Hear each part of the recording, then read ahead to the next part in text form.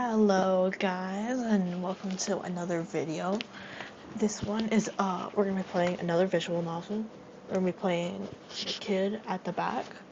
This one has been a one I've been wanting to try for a while. And yeah.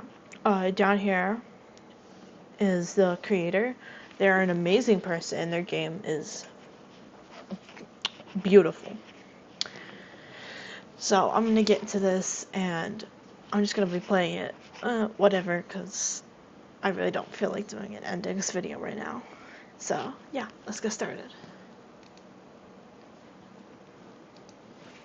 Also, I'm going to be reading this out loud because some people might want to listen to it in their headphones, or they might just want to watch it, who knows. But some people won't be able to read it, so I'm just gonna go ahead and read it. Though, this disclaimer, this game does include several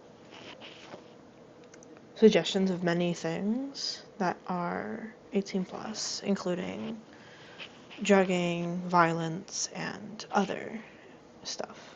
So that's just a fair warning for this before we start the video.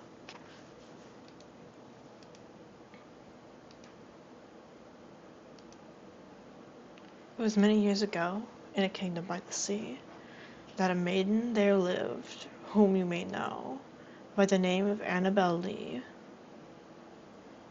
Day 1, the Beloved.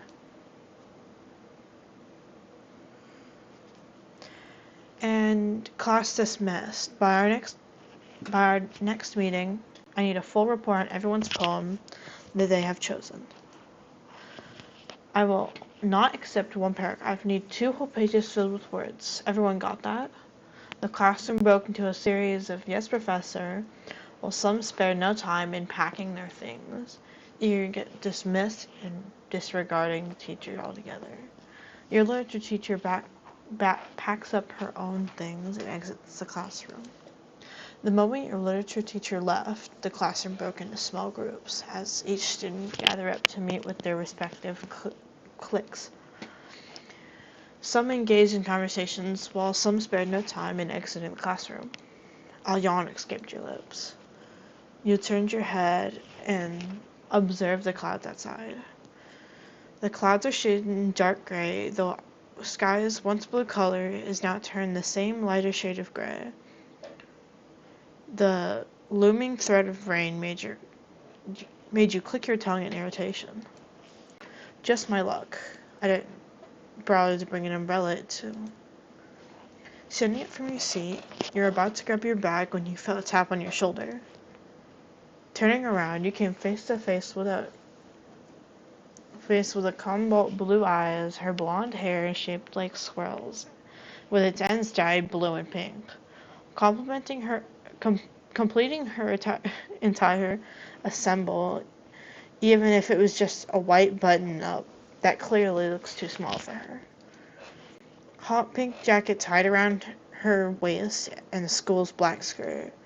Her hand, which you assume was the same one that tapped you on the shoulder, hung in the air. She seemed unsure whether to continue or not, not judging from the way. Her eyebrows furrowed downward while biting her glossed lower lip. She turned slightly, her head not fixed on you, but rather on whoever is behind her. You hear her whisper something under her breath, before eventually composing herself and turning her focus solely on you now. Hey, you're going to lunch with us, right? I mean, you should. I don't usually see you in the cafeteria often, so you must not be eating properly. How can you keep up with classes looking like that? Excuse me? You took a step back, clenching the strap of your bag as you glare at the blonde woman before you. Who is this woman? Who does she think she is? Judging from the woman's expression, you finally come to realize the words that came out of her mouth. Brittany! A familiar voice interrupted the 2 of you. You turned your head to where the voice was, and there stood none other than your old friend. That's really insensitive of you. Imagine if someone else told you about how you look. His familiar orbs are of azure blue, nearly replicating lapis lazulines. I don't have past that. And his chocolate brown hair tied loosely in a low braid. Sun-kissed skin enhanced his handsome features, adorned with a black long-sleeve button-up and an indigo vest to add to his clean look. He is known as Jirako Ichiban, Crow for short, the class representative, and close friend of yours. Well, the only close friend you have. Crow made his way to your side with a hand on his hip. He reprimanded the blonde-haired woman next to you, and the said woman just shrugged her shoulders. You placed a hand over your beating heart, the close proximity between you two, causing a blush to appear on your cheeks. No matter how many times you get close to him, or him getting near you, you'll never get used to it. His whole aura just gives a warm feeling in you, the butterflies in your stomach thrashing and raging, begging to be released. Yeah, you may have a bit of a crush on him. The woman named Brittany just rolled her eyes, seeming used to Crow's reprimands. Well, you're the one who insisted on me initiating talk. You could have done it more nicely, you know. Like a simple invite alone. Crow gives you a small smile while handing out something to you. You look down to see it. It was your ID. You dropped this, by the way. Now I'm just gonna do my channel name and all that, but yeah. Last name. Williams or something.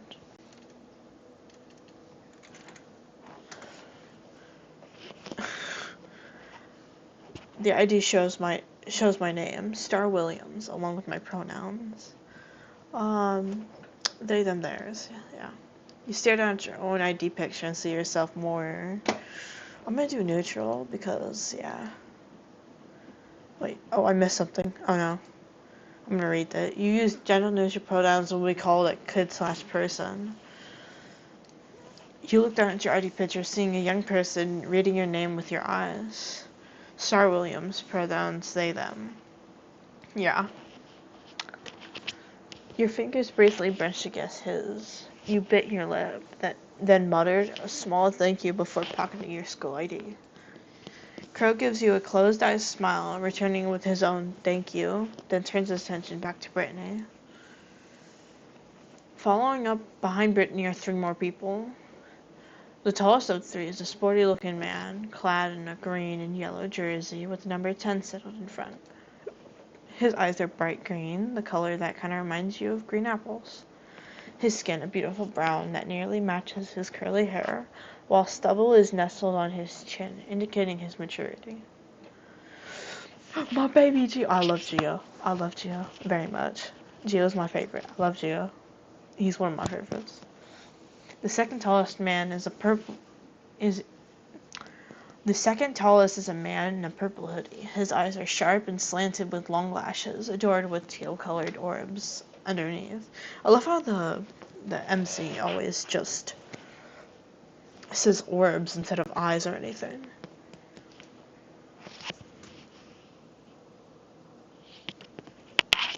His hair straight and styled with a hem cut. I'm guessing that's how you pronounce it. Save for a short strand tied with a red ribbon and a low ponytail bound with the same shade of red behind him. He looks uninterested with what is going on around you at the very moment.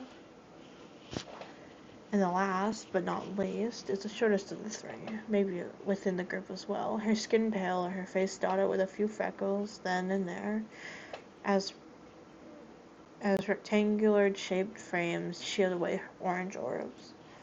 Her hair is short and loose like waves. She wears a black button-up under an orange vest and a black skirt matching Brittany's. Damn, Brit. You sure? Oh yeah, another fair warning, there is language in this. And, yeah. Damn, Brit, you sure are bad at socializing. Hey, Gio, seems like you have competition. The tall jock, clad in yellow and green, the tall jock clad in a yellow and green sports jersey lets out a loud laugh, causing some students to turn to look at him. Brittany's face grew red from embarrassment. Gritting her teeth, she crossed her arms while tapping her foot on the ground. This only made the jock laugh even harder. Shut the fuck up, Daryl. You're causing a scene. Oh, sorry, I don't know what I did. I don't know why I did that. I feel like it was kind of fun to voice her. I'm just gonna do that for the rest of this. Also, if you were me, you would have done just as badly.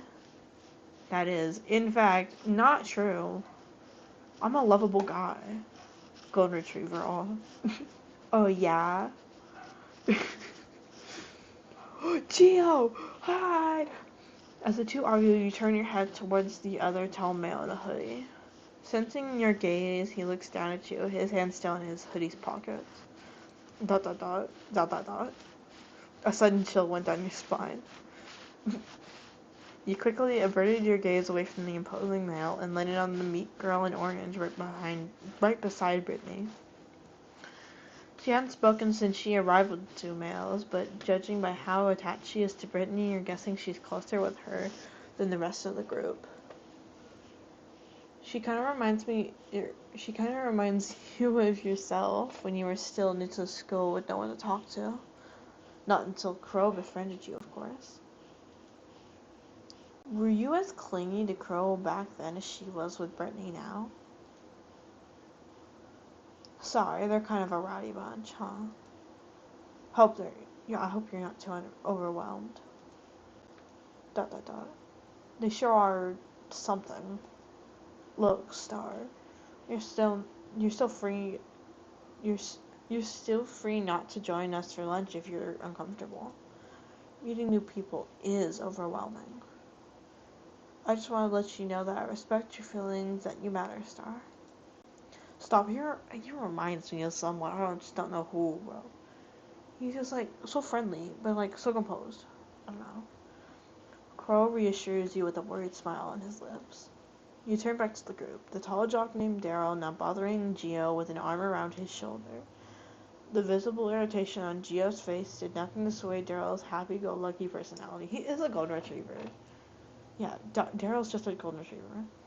Brittany leans on the desk with her arms crossed, striking a conversation with the bespectacled girl next to her. What's her name? I didn't catch it last time.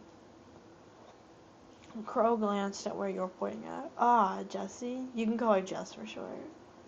She's best friends with Brittany. She kind of reminds me of you back when we first met. All shy and quiet. Only that you're cuter. Crow pinches your cheek playfully and you groan, but the mock annoyance is betrayed by the small smile that forms on your lips. How time flies, huh? That's right, you got yourself acquainted with Crow in your sophomore year. Before you left the city, your father emphasized the importance of having opinions and establishing friendship, most especially in this college. Olympias University, the largest university in Titan City. It is known for having the best facilities and best education, where you're guaranteed to rise from bottom to the top. Well, that's what the advertisements tell you. You tried getting to know people during your first year, but to no avail. No matter how much you tried to make friends, you just couldn't seem to bring yourself to talk to anyone. To your dismay, no one seemed to bother to befriend you. Sure, you would talk with a few classmates or project, but nothing goes beyond that. As if they're scared of you, or like disgusted. You could never tell. The looks you'd receive have all been mixed signals, some bad, some out of pity. That is, until Crow came into the picture. Along everyone, Crow was the sole person who approached you with intention of friendship. You were wary of him at first. Why would someone want to befriend you out of nowhere? Your past experience caused you suspicion. You've had a history with people who tried to earn your good graces because you were somewhat beneficial to them. You thought Crow would be the same case, so you ignored him. But then he kept following you, trying to strike up a conversation with you every now and then. You tried to dismiss him, ignore his presence as usual, but Crow was determined to break down your walls and kept insisting on tagging along until it annoyed you once. Just once. That is, until it happened the last day of your first semester in your sophomore year. You fell victim of one of the school's biggest flaws. If Crow wasn't there to stop them, you would not begin to imagine what might have happened to you. Thank goodness you're unharmed. You're concerned about me. How about you're the one that's hurt? Thinking back, you thought he was crazy and stupid. Taking blow after blow until the perpetrators got bored and left both of you. Well, that was the whole point, right? As long as you're not hurt, this is nothing. You're crazy, you know that. He just laughed it off, wincing due to the bruises on his face. I never got your name, crazy person. It's Jericho Ichabod, but you can just call me Crow. Nice to meet you, Crow. I'm Star. You brought him to the clinic that day and came inseparable ever since. Right after the incident, Crow promised to never get in fights again and continues to keep his word on today. You really owe it to him. You look back up at Crow, he tilted his head. Something on your mind, Star? Nothing, just happy you're my friend. The way his eyes widened, the slow blink. He looked at you with raised eyebrows, probably surprised at how random your thoughts seemed. He didn't say much as he let your words sink in. His usual gentle smile appeared on his face. Crow inched closer to you, indicating that he feels the same way. You look so calm. I love it. Brittany must have taken notice of the amount of time wasted in talking and arguing as she turned to you one last time. We've talked a bit too much. We'll end up not getting any seats if we keep this up. So, are you coming with us or not? Caught in your little daydream about the past, Brittany finally spoke up, catching your attention. You looked back at Crow, recalling his words. Don't force yourself to join if you're still uncomfortable. You decide to. You know what, guys? I don't like... Oh, screw it, I've played this before. No, I know exactly where I want to go. I'm going to go somewhere else. You glance at the blonde-haired woman as she waits for your answer. You turn to Crow. He, too, was anticipating an answer from you as a nervous drop of sweat rolled down his temple. You've got to be honest. Crow was right. All this was still quite overwhelming for you. Throughout your years here, you've only gotten used to Crow's presence and his alone. But then yesterday, he introduced you to his new group of friends you didn't know he had. You're happy for him. You really are. But why does it feel like a lie whenever you tell yourself that?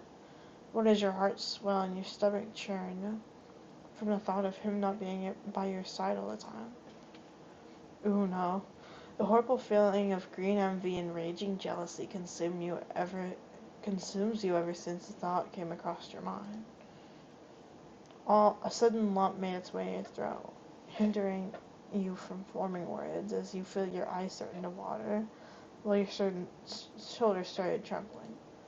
Am I having a panic attack in the middle of a group thing? You need to get out of here. I need to go. Star? You ignored him and the group as you pushed past them. Pushed past him. My gosh, my lisp. Earning a shocked look on both Brittany and Crow's face. Star? Wait. Damn, I didn't think Brittany would make someone cry by being so bad at communication. For fuck's sake, girl, shut up. I didn't mean to do it, okay? I love doing that voice. What? I'm right, aren't I? I'm going after them. Huh? Ichabod. Crow didn't listen to his friends calling out his name, especially Geo, as he ran after Star, rushing out of the room, hoping to catch up to them. You shoved through the sea of students, receiving more irritated looks after pushing them aside. Their looks don't matter to you, however, as you try to get out of the crowd as quickly as possible. Star, wait! Crow's booming voice behind you isn't helping your rising anxiety, and your tears now slowly cascading down your cheeks. Star, please wait. What's wrong? Stop! Crow cries out with each breath he takes. You keep on ignoring him. You turn a corner, hoping to lose Crow in the crowd. The worried tone in his voice makes the ache in your chest more and more painful. You do not care about how many floors you ascend as you ran up from one floor to another, nearly tripping on the school's bad architecture. Before you know it, you made it to the school's rooftop. Pressing your ear on the door, you don't hear Crow's call anymore, and you let out a breath that you've been holding. But then everything slowly crashed down on you. You fell down on your knees and hugged them, not bothering with how dirty the floor is anymore. You look up as a few droplets of rain slowly drop from the sky, a reflection of the salty tears now staining your cheeks. I'm so pathetic. Crow is his own person. I feel so selfish to even think on his only friend like he is to me. Of course he can have other friends besides me. But why does it hurt? Is it because I'm just some nobody? All of them look so cool, especially that Brittany girl. She's tall and pretty. Heck, might mistake her for a model if it weren't for her uniform. She seems like Crow's type. The familiar ugly feeling made its way to your chest, tightening. You tightly clench your fist to where your aching heart is. You want to rip it out in the open and toss it from the edge of this building. Will he leave me if he deems me unworthy? Was I ever worthy? Was I ever worthy to be beside him? You can't think anymore. You don't want to think anymore. The tears now flooding your cries as your sniffles turn to sobs and bury your face bury your face on your knees as you cry your heart out. The rain now heavy as if resonating with your sorrows. Oof.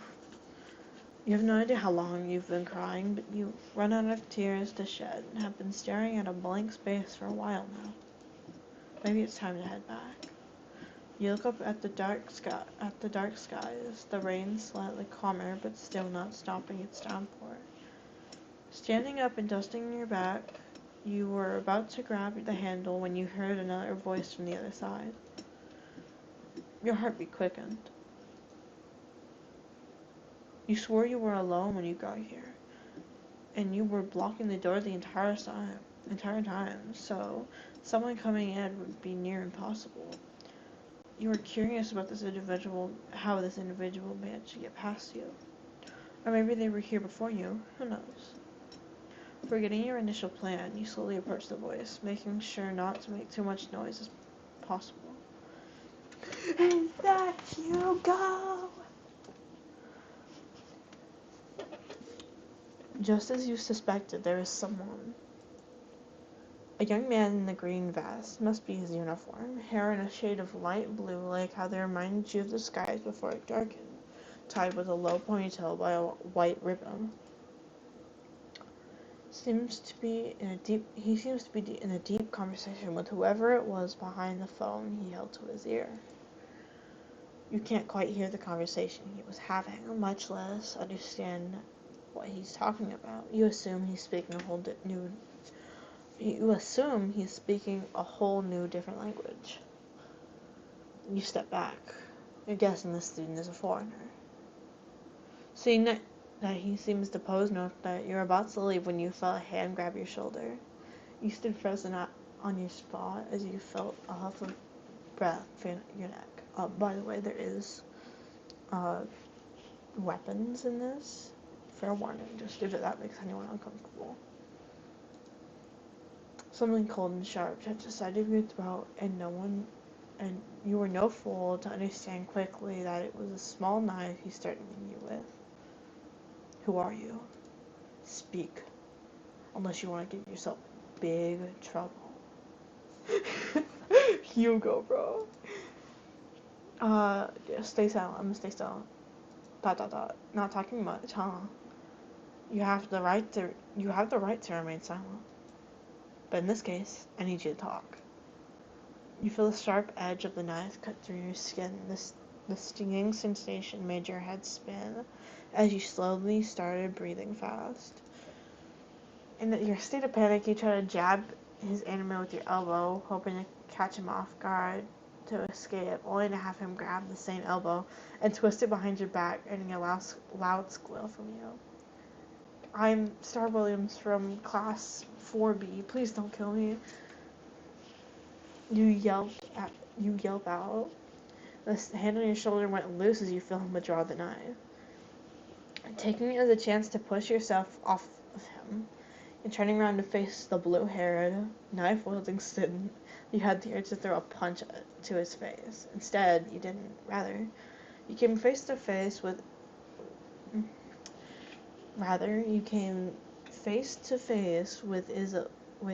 a look of confusion. With a look of confusion. Instead of his face, across his face, and a hand under his chin. He isn't even looking at you. How rude. Star Williams. Why does that name sound familiar? In class of 4B, too. Now's your chance, while he's distracted by his own thoughts. You pathetically threw a punch at him. He, however, merely catches your fist with a single palm, his other hand never leaving his chin as he keeps pondering over his thoughts. I don't know how to make that sound. HRK, I don't know how to make that sound. Why did you even bother? You were never the strongest in your family. I remember now. You swore you saw a light bulb lit up on top of his head. He let go of your fist and pockets his tiny knife, which turned out to be a foldable pocket knife, and gives you a bright smile as if he didn't just threaten your life mere seconds ago. What an impeccable timing you have at the moment, Star. He puts his hands together like a prayer and bows down, double taking his sudden shift in attitude. I'm in need of your help. You see, I can't attend my next class due to familial emergency, and I promised my partner I'd be back there. But seeing that you're in class 4B, can you take over for me? What? Who does this guy think he is? Your next class is Art Appreciation with Mr. Allen, correct? A second, gotta fix my chair. And how does he know your next class is Art Appreciation with Mr. Allen? Whoa, hold on. First of all, who the fuck are you? Second, why do you have a pocket knife within scope of campus? And third, why would I agree to your terms after you literally just threatened my life just like that? As if realizing the situation, he let out a gasp, his mouth shaping an O. He fixes his posture, then gives you a wink and a thumbs up. Name's Hugo Sigamoto. I am from class 4A, but I often have classes mixed with Mr. Allen to catch up on my missing subjects from my past years. This guy is a clear troublemaker. He just rubs the back of his head and chuckles as he continues with your next question. Taking out the pocket knife, he dangles it like some toy and presents it to you like it's the most exquisite thing you've ever laid your eyes on. You roll your eyes. This? He waves the pocket knife left and right. It's for self-defense. The guards are quite shitty at their jobs at inspecting each bag. Things as little as these are easy to slip by. Plus, it's quite useful if you're ever in a pickle. Or in school grounds, just use scissors like any other normal human being. He puts his tool back in his pocket. And for your last question, his expression relaxed, his goofy persona thrown out of the window as quick as it came, his tone now a bit serious as his gaze fixed on you. Do you have friends, Star? Okay, that's kind of offended you a little bit. Yes, I do. Yeah, but don't you ever think that you feel like you're not doing much for them? That made you shut your thoughts up. Not gonna lie, he's not really the best guy out there. He blabbers on with the thought of whoever his friend is, but judging from how way he talks, he seems to care for him, admire him even. But people tend to misunderstand him a lot, quite a lot. Heck, even I did. I thought I couldn't trust this guy with anything. Like how you couldn't trust Crow with anything before. Sorry for threatening you with the knife, Star. But what I'm saying is that oftentimes I could never be there for him. I've given up on the thoughts of staying by his side. But you, however, there was a gleam in his eyes you couldn't seem to decipher. But maybe you'll understand him. Get to the point. Please be his partner. Please be his partner for your art class. And he's down on his knees like a begging clown.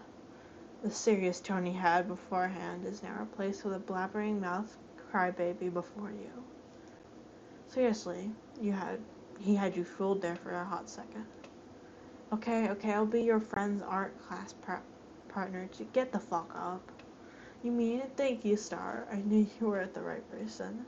Just, who is your friend anyways? Who was this friend of yours anyway? His name is Soul, but don't worry, you won't miss him. Okay, that's very ominous.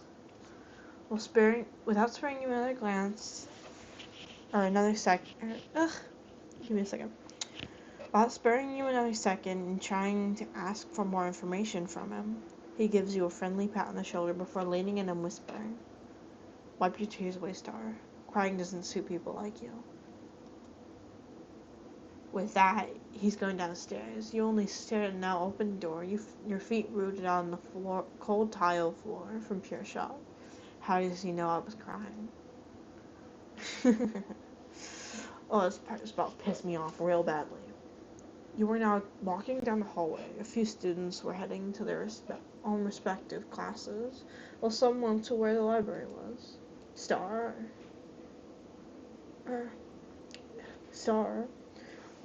one heart attack after the other. You swore this day refused to give you a break. You weren't ready to face Crow yet. He was probably worried sick, especially with what you had pulled minutes ago. You were probably lost in your thoughts for too long that you suddenly felt arms wrap around you. Crow's face buried at the crook of your neck as he held you tight. His shoulders were shaking. There was no one else behind him. It was just you and him. I looked around the campus for you. Where have you been? You bit your lip, not giving him a chance to hear your voice. Crow pulls away from your neck, but still keeps his hold around you. You refuse to look him straight in the eyes, and he didn't push for it. Already satisfied with you in his arms. A sigh escaped his lips. With one hand, he cups your cheek and rubs it with his thumb, as he observed your red and swollen eyes. He bit his lower lip, a flash of regret made apparent with his eyes. Just then, behind the both of you, you heard a lone student call on to Crow's name. You swore that Crow's eyebrows arch and twitch as if he were irritated. There you are, Ichabod. Your presence is required by the council. ... I don't fucking care. ... What was that, Ichabod? I couldn't quite hear you. ... I'll be there. Crow says, his back still facing the student. The student merely raises a brow, but didn't insist any further, and walks away in the opposite direction. Crow lets out a tired sigh, and as he returned his full attention to you. Give me a text once you're ready to talk. Pulling away, albeit hesitantly, he rummages for something in his pockets before taking one of your hands and placing something in it. Without turning your head, you looked down and saw a handkerchief on your palm. I'll see you later, Star. He turns on his heel and moves to the same direction where the student from before he had headed. Once it was gone from your sight, you squeezed his handkerchief and used it to wipe your cheeks, despite the salty tears that dried at this point. Pocketing the blue handkerchief, you slowly made your way to your next class.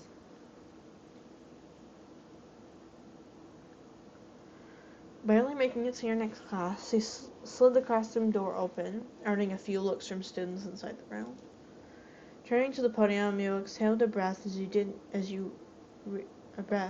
realize you were holding when you realized that your teacher was still absent. Fixing your composure, you scanned the room. A few easels and shelves filled with brushes and bottles stained with acrylic paint guaranteed that you made it to the right class. Upon scanning the room, you thought back to the guy who threatened you with a knife on the rooftop, promised you. I won't miss him, huh? Well, that's the hard part. Everyone here looks like they're hard to spot from how colorful they all look. Typical art students with their colorful hair and looks, and the way they dress, never heeding to the school's strict rules, since they're never really affected by said rules. Liberty of course, not strict to academics. But you also took notice of some students who aren't in the chorus. You're guessing that they took the subject as a minor subject. So it's either that those characters an art student or some regular student. You gave up in your search and took your seat. In any case, you'll find out which one is soul once the class starts. Hearing the classroom door open, your art professor makes his way inside, his large round belly standing out, round spectacles sitting on top of his nose, and a stereotypical brown beard on his head. He greets the class before starting his lecture. I can't wait to see Soul Bro. Art exhibit project featuring various areas of art as part of our thesis. This time, we're tasked with expressionism. Remember, this is all part of your paper, not to mention making a name for yourself, of course. Ho ho ho. We're like taking the credit of a student's work and using it to advertise your shitty school. You scoffed at the thought. Hope you all got a partner already by this time. For this term, I'm asking you all to create 3 works based on the exhibit's theme. This is where you want to throw your desk out the window. How could you ever forget? You weren't present during the previous meeting and had absolutely no idea. And you knew absolutely... I'm making fun of this so much, bro. How could you forget? You weren't present during the previous meeting and you absolutely knew no one in the specific class. Why were you taking art again? Oh, right. Your father was an artist as he was a farmer. It was all for him, and maybe you can make a name for yourself with your works, if ever your life as a gardener wouldn't turn out the way it should. All part of plan B. If that fails, I've got plans C and D. I have yet to make up the rest. Or guess I'll die. You shake away your silly thoughts. The problem is now at hand. You do not have a partner to work with. And I want you all to go to your chosen partner for this project so I can start explaining your tasks. Eventually, you are forced onto your seat since your seatmate's partner will be occupying it for the class. Now's the perfect time to look for the soul person Hugo was talking about. But up until now, you have no idea what he looks like. You're hoping he was a good person to work with and wouldn't put all the workload on you. You shiver at the thought. You've had enough of those kinds of people in your life, especially during your entire college years. Unlike the rest of the class scurrying around to meet their partners, you were the only fool who was standing still. Note on the only one standing, because from the corner of the classroom, there's a single student not bothering to stand up from their seat. Their seatmate had left to pair with someone else, leaving a vacant spot. That guy might be Soul? Well, alright, I put my mouse up in as I forgot. We'll find out soon enough. Is he not going to bother with his partner? Unless, hey there. He looks up from his desk and looks at your approaching form before you're eventually standing next to him. Oh my gosh! Holy shit. Damn! He is, damn. It's you. Seems like you're a bit lost here. Do you have a partner? ... No. ... Well, just your luck then. Me neither. So, do you want to be partners? Sure, why not? He took the vacant seat right beside him, his book now tucked away on his desk. And on his desk is now a pen and a piece of paper, seemingly ready to take notes. Hey, I never got to know your name. It's not quite important. Well, I should at least know what to call you instead of Green Street Guy. He raised an eyebrow at your silly nickname you gave him before slightly shaking his head. Sullivan Brugmancia. I'm sorry if I botched that name. I'm trying my best to pronounce these names. But just call me Soul. Soul. Okay. Soul means sun or brightness, right? Sun nods, rubbing the back of his head. You can say that. My mother gave me that name. It's a lovely name. ... Thanks. The way he smiles. Well, I'm Soul Williams. Nice to finally know your name, Soul. Wait, what did I say? I'm Star Williams. I don't know what I said. I forgot. Soul nods with a smile forming on his lips, then returning his attention back to the professor. 3 artworks to showcase. No, it has to have some form of expressionism. Mediums will be strictly traditional.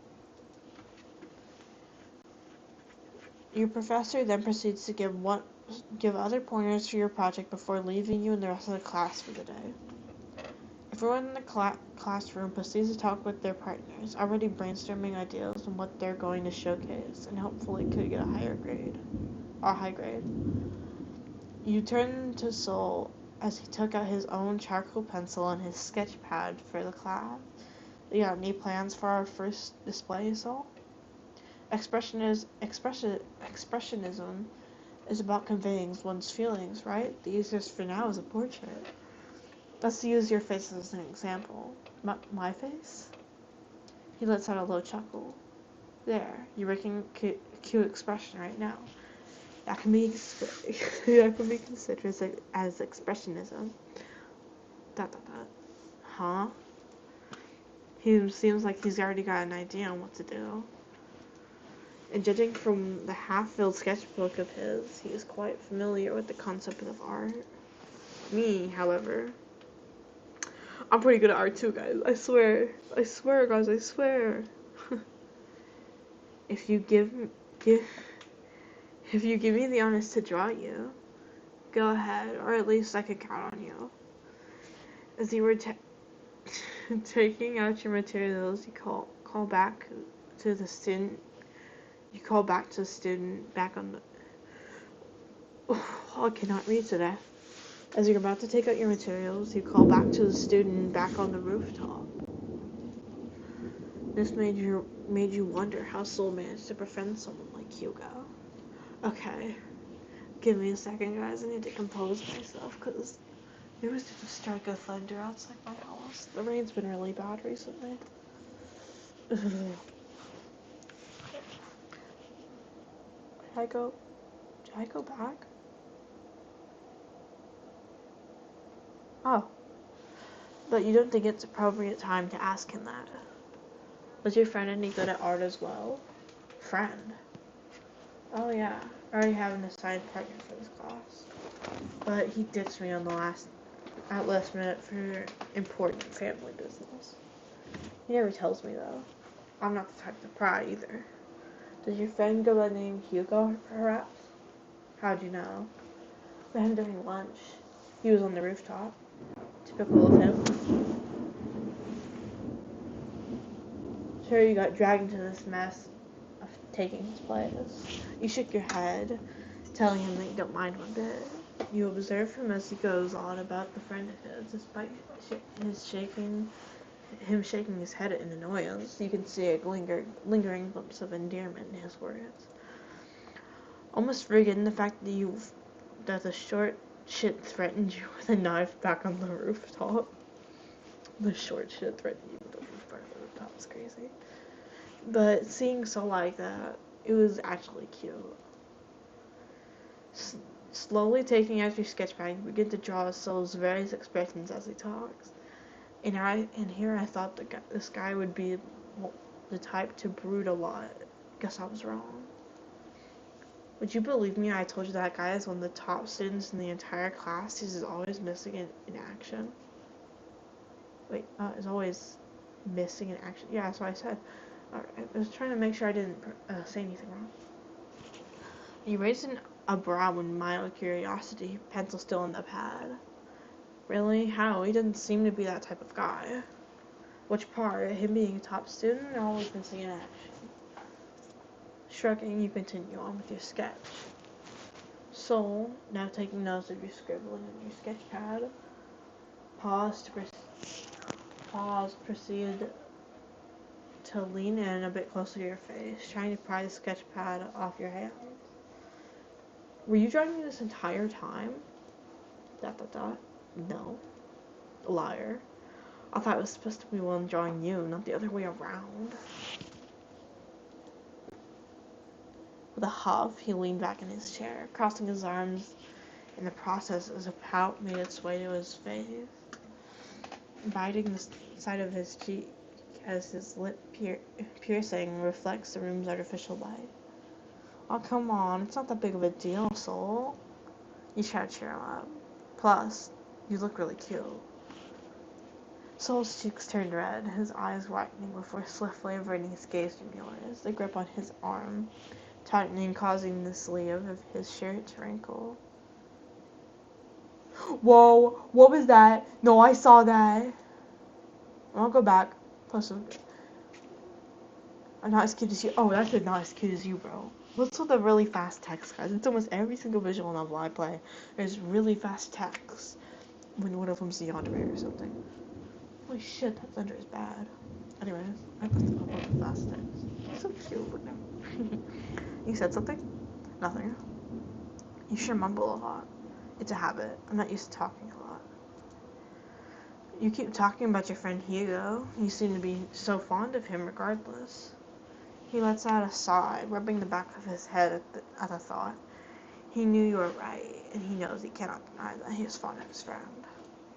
His only friend. I hum a lot. I hum... Oh, no, shit. I hum a... I owe him a lot, that's all. Enough about Hugo, though. Let's continue on with our task. Alright. But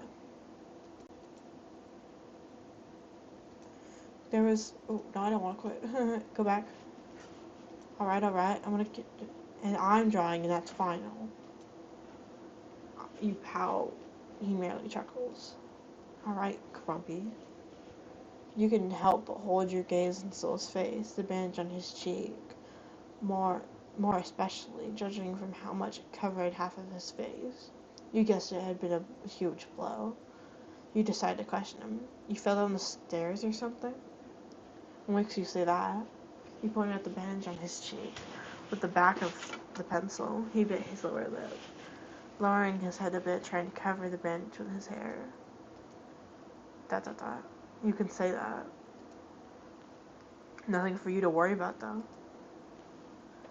You're guessing he must be referring to the stairs heading towards the rooftop.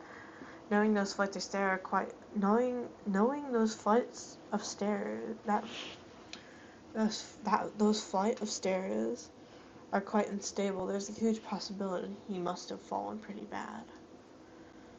He seems quite embarrassed by the thoughts alone, though you couldn't help that there's more to the story than that. Or if he's actually telling the truth. Either way, you don't want to make him uncomfortable. Turning your focus on your sketchbook, you continue on with your sketch. Hope it gets better soon. Thanks. The sound of the school bell rang loudly outside the classroom walls, signaling the end of class. Your professor gives your class one last instruction before bidding his students goodbye. Sol tries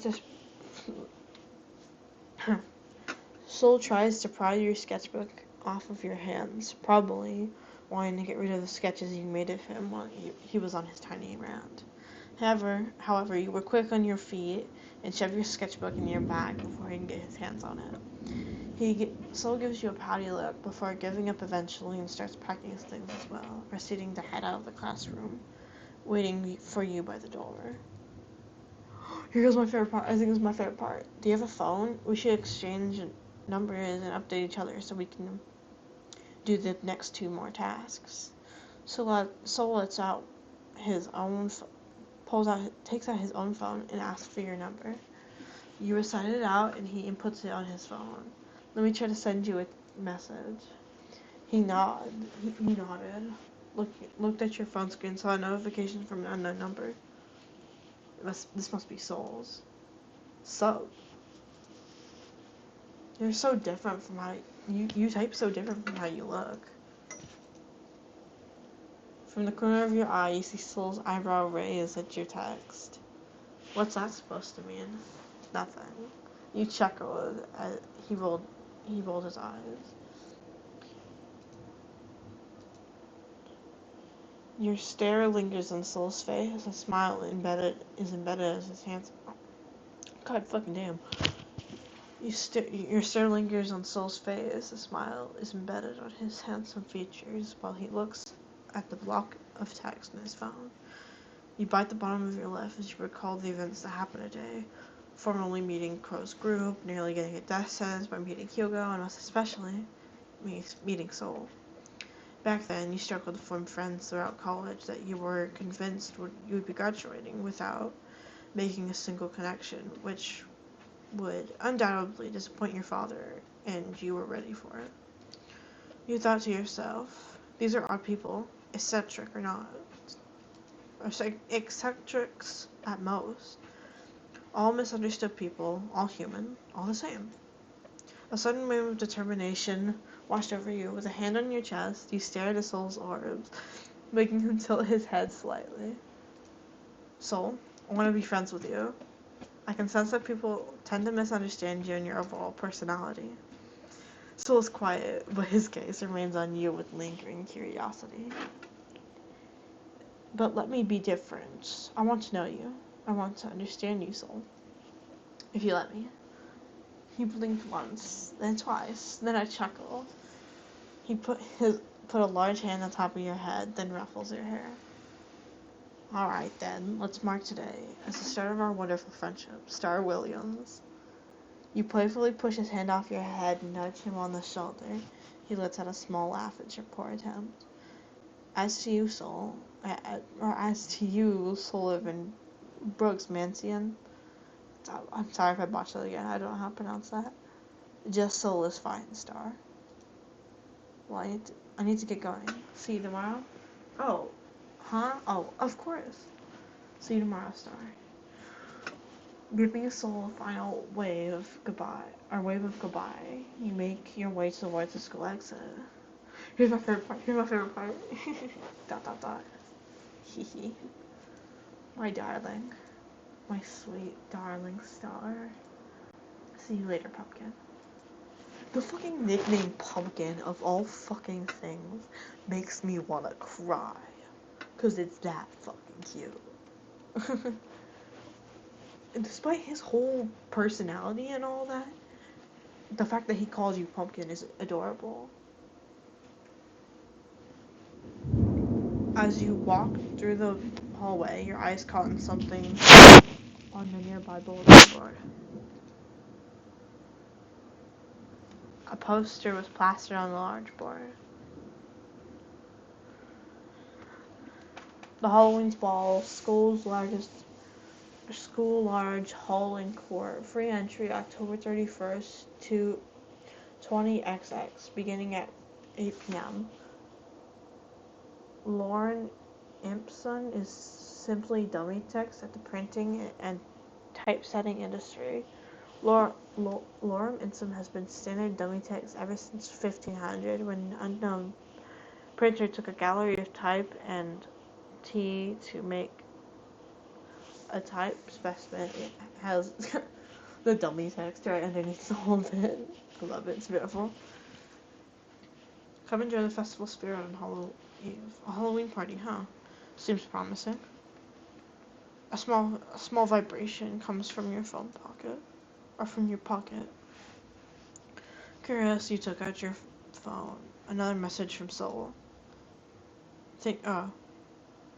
Expecting another message from Soul. It was from Crow.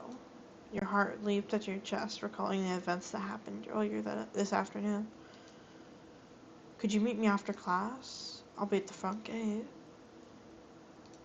I don't want to talk to him. You didn't send a reply. Turning off your phone, you quickly made haste to the exit. I don't want to talk to him. Okay. Well, I'm gonna cut this off here for part 1 because, well, this game takes a while. Because I figured out the last time I played this took me like maybe, because I was reading it and all that, it took me like 3 hours just to get this single ending, which is my favorite ending, personally, because it's adorable and I love it. So yeah, I'm gonna try to do a part 2 or maybe a part 3 for this. So yeah, bye my little munchkins.